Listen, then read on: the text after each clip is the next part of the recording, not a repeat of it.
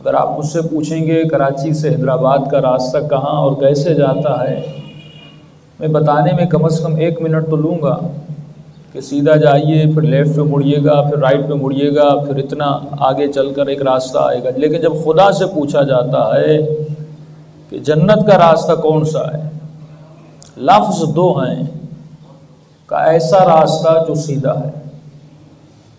نہ زیادہ بتانے میں اللہ نے مشکل کی، نہ اس راستے کی ایڈریس اتنی لمبی ہے، جسٹ اتنا کہا کہ ایک ایسا راستہ ہے جو کیا ہے، سیدھا ہے۔ یعنی ہمیں راستے پر چڑھنے کی ضرورت ہے۔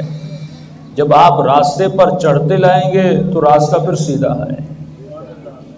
اور جس راستے کی دعا ہر روز نماز میں ہم کرتے ہیں، اہدنا الصراط المستقیم صبح کی نماز میں، اہدنا الصراط المستقیم نماز ظہر میں، اہدنا الصراط المستقیم نماز عصر میں، اہدنا الصراط المستقیم مغرب کی نماز میں، پھر اہدنا الصراط المستقیم عشاء کی نماز میں، یہ روزانہ اپنی زبان سے کہہ تو رہا ہے لیکن سمجھ نہیں رہا یہ راستہ کون سا ہے۔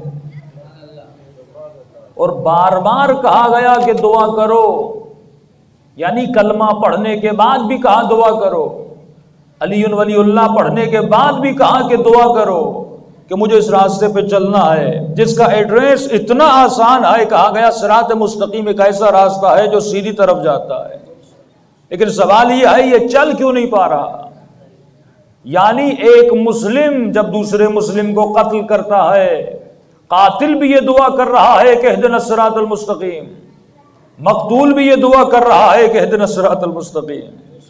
کربلا میں امام حسین کو شہید کرنے والے بھی اپنی نمازوں میں کہہ رہے تھے اہدنا الصراط المستقیم، اور جس گلے پہ چھری چل رہی تھی وہ حسین ابن علی بھی کہہ رہے تھے اہدنا الصراط المستقیم۔ اس کی اہمیت بہت ہے اگر مومن سمجھ جائے۔ بہت سارے الفاظ سادہ سے ہوتے ہیں، ہم زندگی میں استعمال کرتے ہیں۔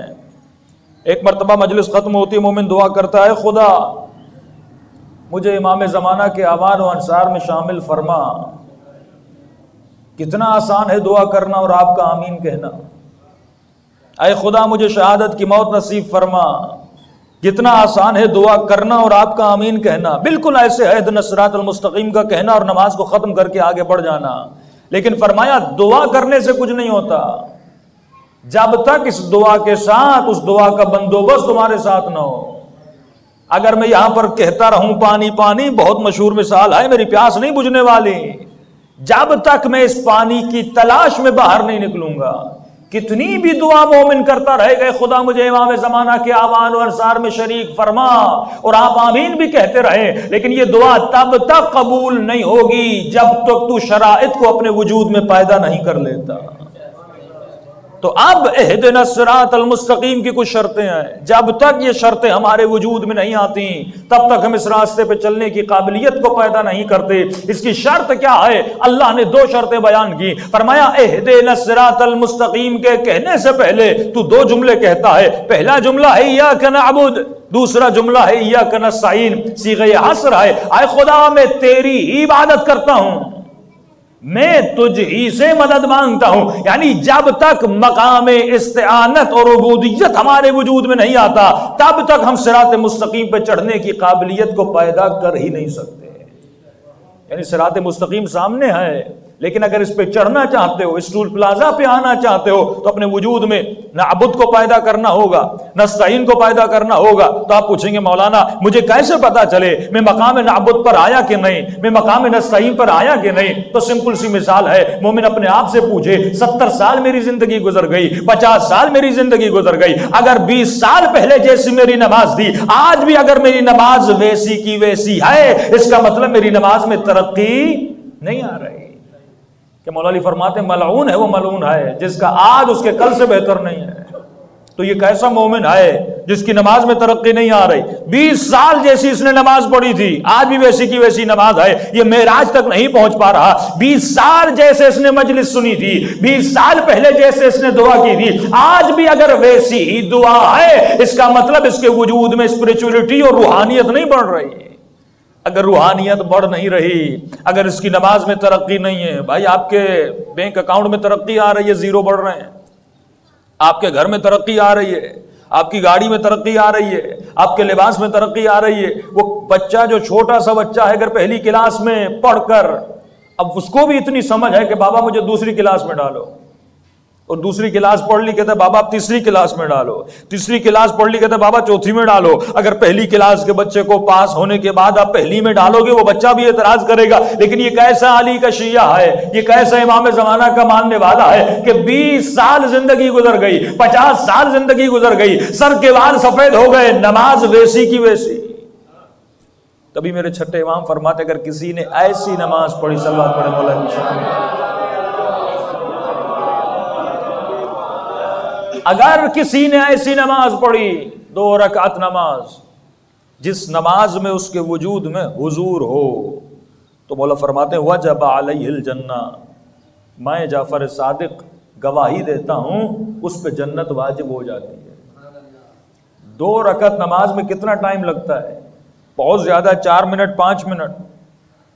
اور سوال ہے مولا اتنی نمازیں لوگوں نے پڑھی، 1000 رکعت لوگوں نے نمازیں پڑھی، 100 رکعت لوگوں نے نمازیں پڑھی، آپ نے یہ نہیں کہا کہ ان پر جنت واجب ہے. آپ نے کہا 2 رکعت ایسی نماز جس میں حضور ہو، یعنی شرط قبولیت نماز اور دخول جنت یہ ہے کہ انسان کے وجود میں کیا ہو؟ حضور ہو.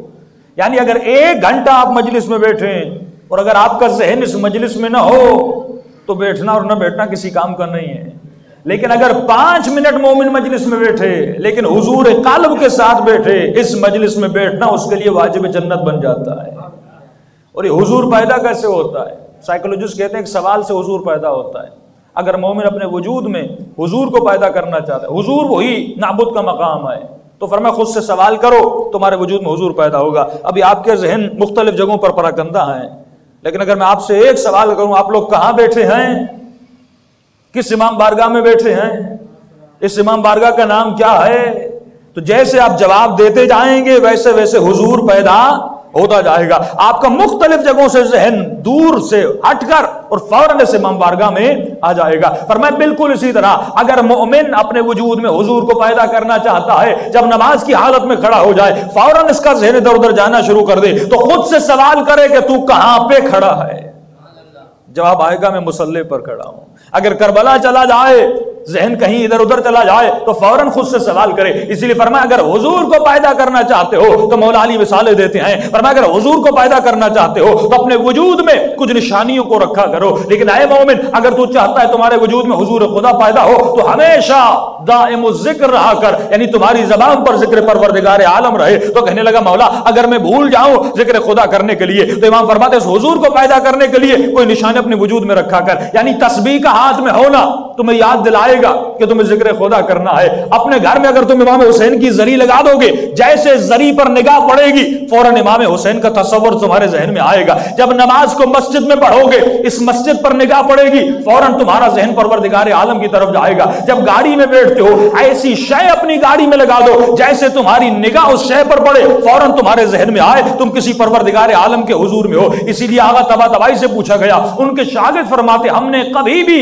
آیت اللہ طباطبائی کو سوتے وقت یہ نہیں دیکھا وہ اپنے پاؤں کو سیدھا کر کے سوئیں. ہمیشہ ان سے پوچھتے تھے قبلہ آپ اپنے پاؤں کو سیدھا کر کے نہیں سوتے، ہمیشہ آپ کے پاؤں تھوڑے بہت ٹیڑھے ہوتے ہیں. تو انہوں نے فرمایا اس لیے پاؤں کو ایسا رکھتا ہوں کیونکہ میں جب یہ سوچتا ہوں میں حضور پروردگار عالم میں ہوں تو مجھے بہترامی لگتی ہے کہ اللہ کے حضور میں اپنے پاؤں کو سیدھا کروں.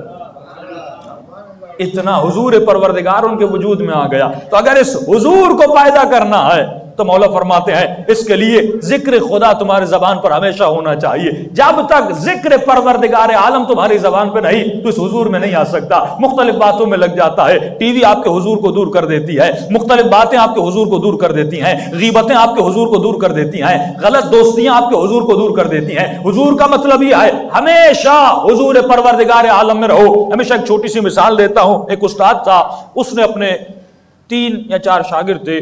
ایک شاگرد سے وہ بہت زیادہ پیار کرتے تھے تو تینوں شاگردوں میں حسد پیدا ہوا. انہوں نے کہا استاد جی آپ اس سے بہت پیار کرتے ہیں، حالانکہ پڑھائی میں ہم تینوں ایک جیسے ہیں، لیکن اس سے آپ اتنی محبت کیوں کرتے ہیں؟ انہوں نے اپنی بات کو ثابت کرنے کے لیے تینوں شاگردوں سے ایک امتحان لیا. مشہور مثالیں بچپن سے آپ سنتے ہوئے آتے ہیں. تمام شاگردوں کو کہا کہ بھائی ایک مرغی لو اور ایسی جگہ پر ذبح کر کے آؤ جہاں پہ تمہیں کوئی دیکھے نہ۔ چاروں گئے، واپس آئے، پہلے سے پوچھا ذبح کر کے آئے کہاں؟ کہاں پہ ذبح کر کے آئے؟ کہ استاد جی ایک غار تھا پہاڑوں کے اوپر، وہاں پہ کوئی نہیں تھا، چرند و پرند، اندر گیا اور وہاں پہ میں نے مرغی کو ذبح کیا۔ کہ بہت ہوشیار ہو۔ دوسرے سے پوچھا تم کہاں ذبح کر کے آئے؟ کہ استاد جی میں جنگل کے اندر گیا، وہاں پر کوئی نہیں تھا، کوئی مجھے نہیں دیکھ رہا تھا، میں نے وہاں پہ ذبح کیا۔ تیسرے سے پوچھا تم کہاں ذبح کر کے آئے؟ ان دونوں سے تھوڑا ہوشیار تھا۔ کہ استاد جی جنگل میں جانے کی کیا ضرورت تھی، غار میں جانے کی کیا ضرورت تھی، میں گھر گیا، کمرے کے اندر کنڈی لگائی اور اپنے کمرے کے اندر ہی میں نے ذبح کیا، اتنی دور جانے کی ضرورت کیا تھی؟ چوتھے سے پوچھا تم کہاں ذبح کر کے آئے؟ تو کہتا استاد جی کہیں بھی نہیں۔ کہا کیوں؟ کہا کیونکہ آپ نے کہا تھا ایسی جگہ پہ ذبح کرنا جہاں تمہیں کوئی نہ دیکھے۔ میں جہاں جہاں گیا وہاں وہاں وہ مجھے دیکھ رہا تھا۔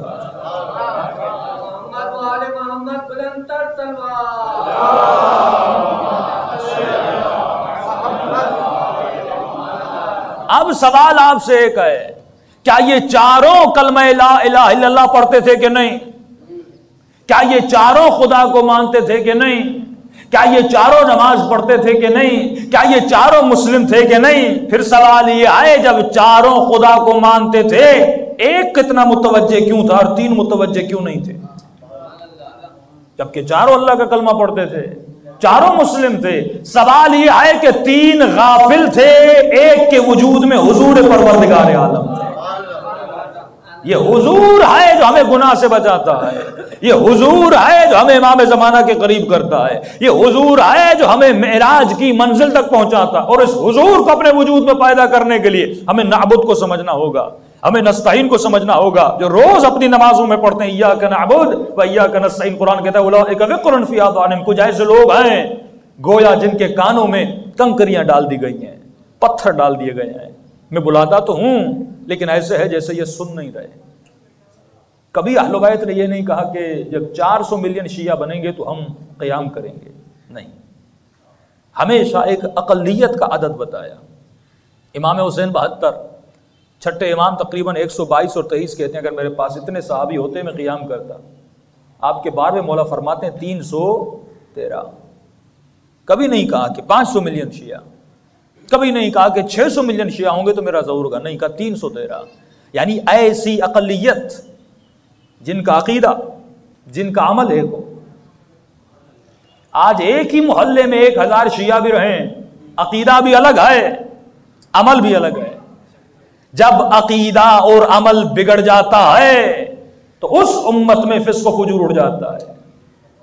مسلمان تو سارے مسلمان ہیں، لیکن جب عقیدے اور عمل میں بگاڑ آیا تو سیدہ کے دروازے کو آگ لگائی گئی۔ جب عقیدہ اور عمل ایک نہ رہا تو کربلا بنی۔ جب عقیدہ اور عمل ایک نہ رہا تو امام حسین کے پاؤں کے، امام حسن کے پاؤں کے نیچے سے مصلے کو کھینچا گیا۔ جب عقیدہ اور عمل ایک نہیں رہتا تو وقت کا حاکم صبح کی نماز 4 رکعت بھی پڑھا دے تو مسئلہ نہیں رہتا۔ جب عقیدہ اور عمل ایک نہیں رہتا تو جمعے کی نماز اگر بدھ کو پڑھا دی جائے تو امت پہ فرق نہیں پڑتا۔ اگر معاشرہ ایسا بن جائے جس کے عقیدے اور عمل میں تضاد آ جائے، یعنی جب تک وہ مقام نعبد تک نہیں پہنچتا، جب تک وہ مقام نستعین تک نہیں پہنچتا، فرمایا تب تک وہ صراط مستقیم پر چلنے کی قابلیت کو پیدا نہیں